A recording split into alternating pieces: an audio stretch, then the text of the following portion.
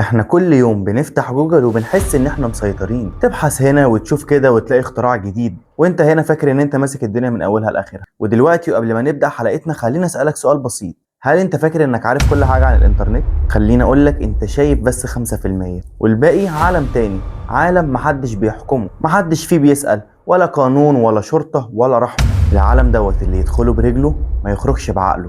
الناس هناك بتشتري المعلومات زي ما بتشتري العيش، والسلاح بيوصل لبيتك اسرع من الدليفري والاعضاء البشريه كمان. صفقات بتتم في اقل من دقايق كانك بتطلب السوبر ماركت. في الدارك ويب الجريمه مش سر، الجريمه حاجه عاديه جدا. وخلي بالك علشان المجرم ممكن يكون قاعد جنبك دلوقتي على نفس الشبكه. قبل ما نكمل، لو النور مطفي ولع النور، ولو الباب مقفول افتح الباب، لان اللي هقوله واللي هتسمعه دلوقتي مش مخصص لاصحاب القلوب الضعيفه. ولو جنبك اطفال مشيهم لانه غير مخصص للاطفال. عايزك تستعد علشان هننزل سوا لأسوأ وأعمق حفرة عن الإنترنت، العالم الرقمي، أخطر زاوية في الإنترنت. أهلا بيك في الدارك ويب، واللي جاي مش للكل. يلا بينا كده نصلي على النبي ونفهم عالم ما تحت الإنترنت. في البداية هنا أنا عايز أعرفك إن الدارك ويب يقدروا يشتروا من عليه سلاح وبودرة وحاجات عقلك ما يقدرش يستوعبها. ودلوقتي حضرتك تسأل سؤال بسيط: هم ازاي بيشتروا الحاجات ديت من على الدارك ويب؟ وهنا انا عايز اعرفك ان في مواقع كبيرة جدا شغالة في الدارك ويب. يعني مثلا حضرتك عارف موقع جوميا وامازون اللي بيبيع شامبوهات وكريمات وتلفزيونات والادوات اللي احنا بنستخدمها؟ اهي في مواقع بقى شبيهة لامازون وجوميا ونون متخصصة فقط للدارك ويب، ودي مواقع كبيرة جدا وضخمة بيشتروا عليها كل ما هو مخالف للقانون، سلاح وبودرة وأعضاء وأطفال وكل ما يخطر على بالك. والدفع عادي جدا، عملات رقمية ومفيش ولا اسم ولا عنوان، مجرد كود. ويا سلام بقى لو الكود ده اتسرق، تبقى فلوسك كلها طارت، ولا هتلاقي خدمة عملاء ولا أي حد تشتكي له ولا حتى تشتمه. وفيها أسواق كاملة بتبيع ملفات لناس حقيقيين، صورك وبطاقتك وارقام تليفوناتك كل دوت هناك بيتباع في ثواني. وهنا حضرتك تسال نفسك هم جابوا المعلومات ديت منين؟ هقول لك من كل حته. كل مره ممكن تعمل فيها تسجيل دخول او تحمل تطبيق غريب، او كل مره تسيب رقمك في موقع، كل دوت بيتخزن وبيباع وبيشترى. بس خلي بالك ان كل دوت ولا حاجه، احنا لسه ما دخلناش في الغويط، لسه ما قلناش على الحاجات اللي بجد اللي تخليك تحس ان الدنيا مقلوبه من تحت لفوقها. لان في جزء في الدارك ويب محدش بيحبه ومحدش بيقرب له، ومجرد بس انك تسمع ان في حاجات زي كده ممكن دوت يخلي جسمك يقشعر. في منطقه هناك هي مش مجرد سوق، دي جحيم معمول لناس فقدت انسانيتها تماما. اماكن فيها عنف وتعذيب وحاجات انا لو حكيتها هنا ممكن الفيديو يتحذف من على اليوتيوب. المشكله بقى والمصيبه الكبيره ان الحاجات دي لها جمهور، ناس ممكن تدفع آلاف الدولارات علشان خاطر تتفرج.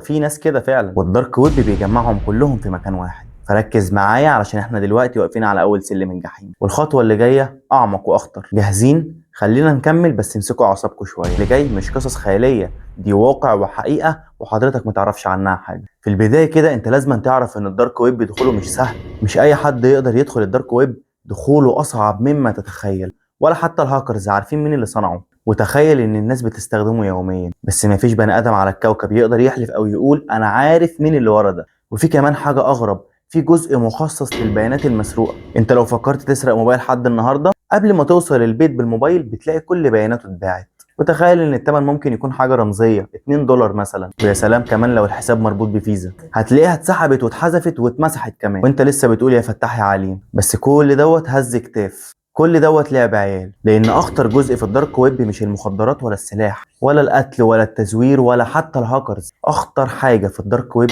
البشر.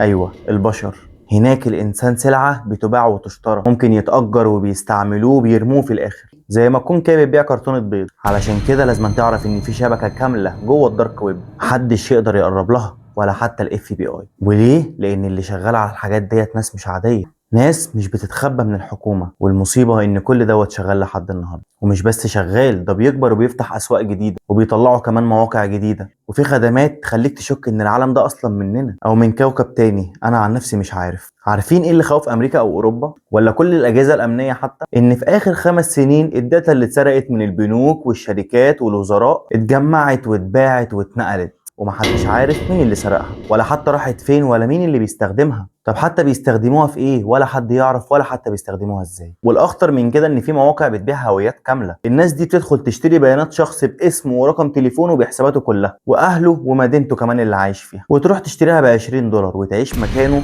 اسبوعين بقى ولا شهر. وفي الاخر صاحب الهويات المسروقه بيكتشف ان في حد عايش مكانه وباسمه كمان، وطبعا دول بيتسجنوا بجرائم ما عملوهاش، بس حد اشترى بياناتهم وعمل مصايب والتاني هو اللي لبس فيها يا عيني. احنا كل دوت واقفين فوق لسه على السطح، جاهز بقى؟ هننزل في الاعماق اللي الناس بتخاف تتكلم عنها. استعدوا علشان اللي جاي مش هزار، احنا دلوقتي داخلين على الجزء اللي اليوتيوبرز ما بيتكلموش عنه، الجزء اللي لو اتكلمنا عنه غلط ممكن الفيديو كله يطير. فما تنسوش تدعموني باللايك علشان نسمع باقي الحكايه مع بعض. خلينا ننزل اعمق بقى مع بعض كده في قلب الدارك ويب. المكان دوت التكنولوجيا اتحولت فيه من نعمه لكارثه ما بعدها كارثه. تخيل كده انك تبقى قاعد تتفرج على فيديو لايف، بس مش فيلم ولا تمثيل، ده واقع، بس اكتر واقع تتمنى انك عمرك ما تشوفه. الريد روم. وخلي بالك دي مش غرفة عادية، دي حفرة جهنم، تخطف ناس وتطلع لايف ويسيبوا المشاهدين المرضى يختاروا عايزين يعملوا ايه بعد كده.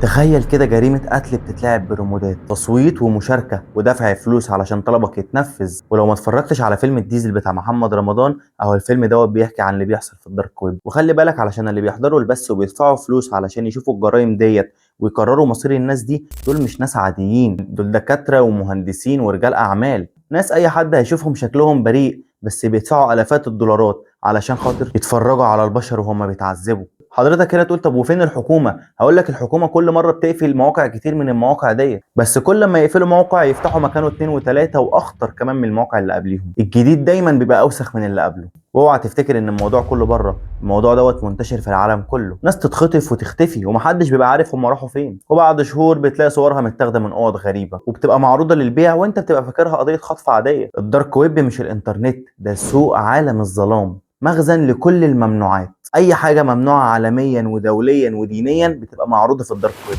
هناك الدنيا سايبينها مفتوحه، خايف اقفل مش خايف كمل، بس اوعى تقول ما حذرتكش. وبالنسبه اللي انا بحكيه ده لعب عيال، اللي جاي اخطر. هنفتح باب محدش كان يتخيل ان هو موجود، باب تجاره البشر. انسان كامل ممكن يتباع ويتخطف ويتسلم زي طرحه رمضان كده. وفي شبكات طبعا بتبقى مخصصه للاطفال وللرجاله وللسيدات على حسب الطلب اللي بيطلب منهم، يخطفوهم ويتم تقييمهم وبيتنقلوا في سلسله سريه، وفي الاخر بتتباع لشخص مش معروف ولا حد يعرف هو مين ولا عايش فين وليه بيشتري بشر اصلا. وعلشان تفهم الدارك ويب مش مجرد مواقع، ده عالم كامل، نظام، فلوس، تنظيم، ومجرمين وراها دول وجماعات ومخازن بيانات وحسابات ماليه محدش يعرف عنها حاجه. والله احنا لسه ما حكينا نص اللي جوه حتى. وخلي بالك علشان اخر باب اللي احنا داخلين عليه اخطر باب، الباب دوت محدش بيجي ناحيته خالص. والباب دوت لما يتفتح هتعرف ان الدارك ويب مش جريمه، ده موضوع عالمي وراه حاجات كبيره جدا، شغال بالمليارات ووراه مصير دول كامله. يلا بينا نكمل ونجمد قلبنا شويه ونخش في التقيل. اللي جاي ده عايز قلب جامد. المصيبه الاكبر مش ان حكايه المواقع بتبيع بلاوي، احنا نازلين لمستوى اوسخ بكتير، مستوى ناس تدفع وناس تنفذ، وواحد مجنون قاعد قدام شاشه في اخر الدنيا يقعد يتحكم بفلوسه ويقول لي اخلع له عينه او اكسر له ايده. وخلي بالك المجنون اللي قاعد ورا الشاشه دوت ما بيدفعش ارقام بسيطه، ده بيدفع ارقام خياليه بالملايين، والتاني ما ينفعش يعمل حاجه غير انه ينفذ. وحضرتك هنا هتسأل ليه؟ هقول لك طبعا علشان خاطر الفلوس. واحد مريض معاه فلوس كتير عايز يتحكم في الناس، واحد عايز يستمتع بالمناظر وضحايا الناس وهي بتتألم. وده يا جماعة مش خيال او فيلم، دي قصص حقيقية، احنا شفنا هنا نسخ زي كده عندنا في بلدنا. اكيد شفت قصة الولد صاحب ال 15 سنة اللي جاره استدرجه في ابريل في 2024 ودخله البيت وصور كل حاجة. وتخيل معايا لما يكون فيديو ورا فيديو والولد عمال يتعذب وبيتقطع، كل دوت علشان خاطر مجرم بره قال له يعمل كده، قال له هديك 5 مليون جنيه وقطع فيه براحته، وهو بقى يبيع الفيديوهات ديت في الغرف المظلمه بارقام اكتر من اللي دفعها بكتير. وفي الاخر طبعا اتقبض عليهم واتطبق عليهم القانون كمان. بس السؤال اللي احنا محتاجين نعرف اجابته، احنا وصلنا لفين؟ ازاي البشر وصلت للدرجه ديت من الوحشيه عشان خاطر الفلوس ممكن يعمل اي حاجه؟ ازاي الانترنت اللي اتعمل علشان نستفاد منه ونذاكر ونشتغل بقى في مقابر ممكن تتفتح على الهوا؟ الدارك ويب مش موقع، الدارك ويب حفرة، وحفرة غويطة جدا اللي بيدخلها ما بيرجعش تاني. ومش كل باب لازم يتفتح، لان في ابواب لو اتفتحت بتسحبك وبتتقفل هي من نفسها. ولو حسيت باللي شفته دلوقتي ولو قلبك لسه قاعد بيدق، اشترك في القناة علشان كل جديد يوصلك. مش اي جديد، جديد يخليك تعرف الحقيقة، جديد يكشف المستخبي. اشترك في القناة وفعل الجرس علشان ما يفوتكش اي حلقة من الحلقات. وشكرا على مشاهدة الفيديو، واستناكم في حلقة جديدة ان شاء الله.